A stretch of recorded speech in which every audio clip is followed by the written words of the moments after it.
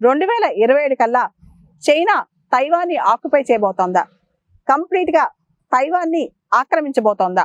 ఇప్పుడు వస్తున్న కథనాలు చూస్తే ఇది నిజమే అనిపిస్తుంది. రీసెంట్ గా తైవాన్ యొక్క నేవీ కమాండర్ ఒక మాట చెప్పారు.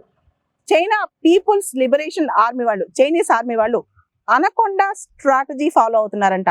తైవాన్ని ఆక్యుపై చేయడానికి, తైవాన్ని కంప్లీట్ గా స్క్వీజ్ చేయడానికి చైనా వాళ్ళు అనకొండా స్ట్రాటజీ అని చెప్పి ఒక స్ట్రాటజీ ఫాలో అవుతున్నారనమాట. అసలు ఈ అనకొండా స్ట్రాటజీ అంటే ఏంటి?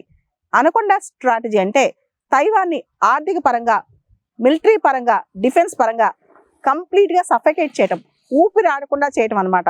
శత్రువుల్ని ఒక స్నేక్, ఒక పాము ఏ విధంగా అయితే శత్రువుని చుట్టుముట్టేసి కంప్లీట్ గా ఊపిరి ఆడకుండా చేస్తావు, అనకొండా స్ట్రాటజీ కూడా అలాంటిదే.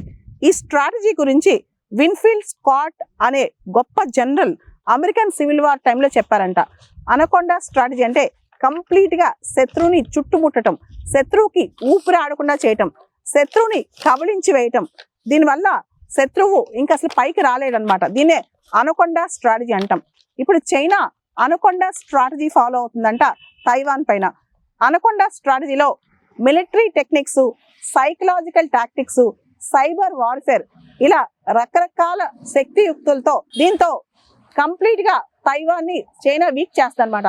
దీంతో తైవాన్ తనకు తానే చాలా వీక్ అయిపోయి, బలహీన పడిపోయి చైనాతో ఫుల్ టైం వార్కి వెళ్లకుండా, అంటే చైనా ఆక్యుపై చేసేటప్పుడు యుద్ధానికి దిక్కకుండా కంప్లీట్ గా ఒదిగిపోద్ది, కంప్లీట్ గా సబ్మిసివ్ అయిపోద్ది అనమాట తైవాన్. ఈ స్ట్రాటజీ ప్రకారం చైనా తైవాన్ని కంప్లీట్ గా ఎయిర్ ఫోర్స్ ద్వారా, తర్వాత సీ ఫోర్స్ వాడి, అంటే నేవల్ పవర్ వాడి కంప్లీట్ గా తైవాన్ని చుట్టుముట్టేసి తైవాన్కి స్లోగా తైవాన్ కంప్లీట్ గా అన్ని వైపులా నీరసం వచ్చేలా, అంటే కంప్లీట్ గా తైవాన్ టైర్డ్ అయిపోయేలాగా చేసి తైవాన్ని ఆక్యుపై చేయాలని చైనా ప్లాన్ చేస్తుంది. ముఖ్యంగా 2049కి తైవాన్ని కంప్లీట్ గా యూనిఫై చేసుకోవాలి చైనాలో అన్న ప్లాన్ చైనాకు ఉంది. ఇప్పుడు కూడా చైనా ఏ రోజు కూడా తైవాన్ అనేది సపరేట్ కంట్రీ అని, సోవరెన్ కంట్రీ అని బిలీవ్ చేయదు, ఒప్పుకోదు.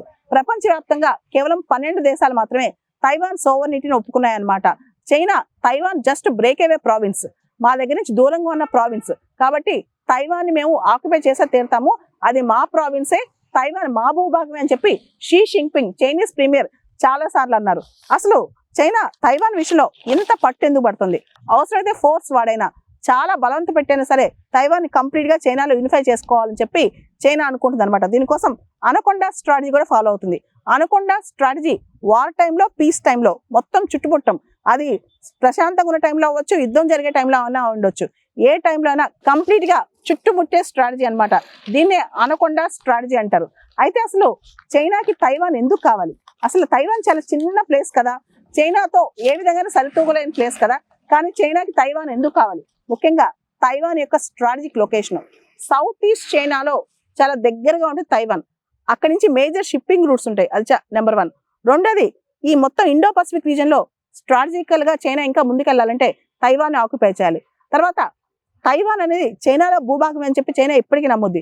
మనందరికి తెలుసు 1949 రెడ్ చైనా ఫామ్ అయ్యేటప్పుడు నేషనలిస్టులు వర్సెస్ కమ్యూనిస్టులు, ఎవరైతే నేషనలిస్టులు ఉన్నారో, అంటే చైనా మాదే, చైనా మేమే అని చెప్పి ఉన్నారో, వాళ్ళు ఓడిపోయి ఫోర్మాసా పారిపోయారు. అదే తైవాన్ అనమాట. తైవాన్ డెమోక్రటికల్ గా రూల్ అవుతుంది, చైనానేమో అథారిటేరియన్ గా రూల్ అవుతుంది, అంటే కమ్యూనిస్ట్ రూల్. అయితే తైవానీస్ లో చాలా మంది ప్రజలకి చైనాలో యూనిఫై అవడం ఇష్టం లేదు, తైవాన్ లో ఎవరికి ఇది ఇష్టం లేదు, చైనాలోకి వెళ్ళటం ఇష్టం లేదు, ఎందుకంటే తైవాన్ డెమోక్రసీని ఎంజాయ్ చేస్తుంది. కానీ ఇప్పుడు తైవాన్ ప్రొడక్షన్ లో, ఎకనామిక్ యాక్టివిటీలో, సెమీ కండక్టర్స్ లో, ఎలక్ట్రానిక్ గూడ్స్ లో, అంతేకాదు స్ట్రాటజికల్ గా కూడా చాలా ఇంపార్టెంట్. డొనాల్డ్ ట్రంప్ వచ్చిన తర్వాత తైవాన్కి మేము ఎటువంటి ప్రొటెక్షన్ ఇవ్వని చెప్పి ఆయన కూడా ప్రకటించేశారు. కాబట్టి డొనాల్డ్ ట్రంప్ టెన్యూర్ ఎండ్ అయ్యే లోపే, డొనాల్డ్ ట్రంప్ అమెరికన్ ప్రెసిడెంట్ గా ఎండ్ అయ్యే లోపే చైనా తైవాన్ని కంప్లీట్ గా ఆక్యుపై చేసే అవకాశం కనిపిస్తుంది.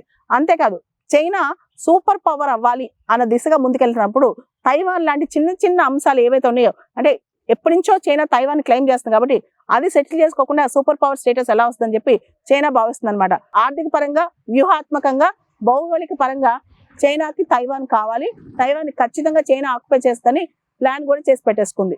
చైనా తెలివిగా అనేక దేశాలకి ఎయిడ్ ఇస్తూ, డబ్బులు ఇస్తూ, ఆ దేశాలకు వెళ్ళి ప్రత్యేకంగా చైనా ఒక మాట చెప్తుంది, మేము మీ కింద సపోర్ట్ చేస్తున్నాం, ఎయిడ్ ఇస్తున్నాం, డబ్బులు ఇస్తున్నాం, మీకు సాఫ్ట్ పవర్ ఇంత ఉపయోగపడుతుంది మాది, ఇప్పుడు మీరు వన్ చైనా పాలసీ అప్రూవ్ చేయాల్సిందే, తైవాన్ చైనాలో భాగమని మీరు నమ్మాల్సిందే అని చెప్పి వాళ్ళ చేత చెప్పేస్తుంది అనమాట. మనం చూస్తే తైవాన్ని సోవరెన్ కంట్రీగా రికగ్నైజ్ చేసే దేశాలు ప్రపంచవ్యాప్తంగా కేవలం 12 దేశాలే ఉన్నాయి. రీసెంట్ గా కూడా మొహమ్మద్ యూనిస్ ఎవరైతే Bangladesh interim government chief adviser చైనాకి వెళ్ళారో ఆయనతో కూడా వన్ చైనా పాలసీ గురించి మాట్లాడింది చైనా. పనామా, నికరగోవా, నౌరు చాలా దేశాలు వన్ చైనా పాలసీకి అప్రూవ్ చేశాయి. ఇంతకుముందు తైవాన్ గుర్తించిన దేశాలు కూడా మేము తైవాన్ సపరేట్ గా గుర్తింపేమో, మేము వన్ చైనా పాలసీ ఫాలో అవుతామని చెప్పి. అదే విధంగా అమెరికా కూడా తైవాన్ ని సపరేట్ దేశంగా గుర్తించట్లేదు. ఇన్ఫాక్ట్ ఒక పక్క తైవాన్ ని సపోర్ట్ చేస్తూనే, తైవాన్ అనే డెమోక్రసీని సపోర్ట్ చేస్తూనే, ఇంకో పక్క వన్ చైనా పాలసీ సపోర్ట్ చేస్తుంది అమెరికా. అమెరికా కూడా స్ట్రాటజిక్ అంబిగ్యూటీ అనే పాలసీని ఫాలో అవుతుంది చైనా తైవాన్ సంబంధాలకు సంబంధించి. అంటే నేను ఒక పక్క చైనాతో ఉంటాను, నేను వన్ చైనా పాలసీ సపోర్ట్ చేస్తాను, అదే విధంగా తైవాన్ లో డెమోక్రసీ సపోర్ట్ చేస్తాను. అయితే తైవాన్ ప్రజలు మాత్రం మా లోకల్ లాస్ మేమే డిసైడ్ చేసుకుంటాం, మా చట్టాలు ఏంటో మేమే డిసైడ్ చేసుకుంటాం, మా పాలసీ ఏంటో మేమే డిసైడ్ చేసుకుంటాం. మేము గనక చైనాలో ఉంటే ఆ కమ్యూనిస్ట్ ప్రభుత్వం మమ్మల్ని కంప్లీట్ గా మా హక్కుల్ని తీసేస్తుంది, అథారిటేరియన్ గా వ్యవహరిస్తుంది, మాకు డెమోక్రసీ కావాలని చెప్పి తైవాన్ లో మెజారిటీ ప్రజలు అంటున్నారు. చైనా ఈ మధ్య చాలా joint naval exercises, military drills, military manoeuvres ఇవన్నీ కూడా తైవాన్ స్ట్రైట్ దగ్గర చేస్తుందన్నమాట. అంటే తైవాన్కి తన శక్తిని చూపించుకోవడం, మీరు ఖచ్చితంగా చైనా ఆధిపత్యాన్ని సహించాల్సిందని చెప్పడం అనమాట. దీంతో పాటు చైనా ఇప్పుడు ప్రపంచవ్యాప్తంగా గ్లోబల్ పవర్ గా ఎదగాలనుకుంటుంది. ఈ టైంలో ఈ తైవాన్ స్ట్రైట్ అనేది చైనాకి చాలా కీలకం, తైవాన్ అనేది చాలా కీలకం అనమాట. అంటే తైవాన్ నాదే అని చెప్పుకోవడానికి రీసెంట్ గా లాస్ట్ 2 న్యూ ఇయర్స్ సందర్భంగా కూడా Chinese premier Xi Jinping Taiwan మాదే, ఈ రోజు రేపో దాన్ని రీయూనిఫై చేసుకుంటాం, మేమందరం ఒక ఫ్యామిలీ, విడిపోయిన ఫ్యామిలీ అంతే, కలిసిపోతాం అని చెప్తున్నారు అనమాట. అంటే ఫోర్స్ తో అయినా, బలవంత పెట్టైనా, వైలెన్స్ యూజ్ చేసిన తైవాన్ ని కలుపుకోవడమే చైనా లక్ష్యంగా కనిపిస్తోంది.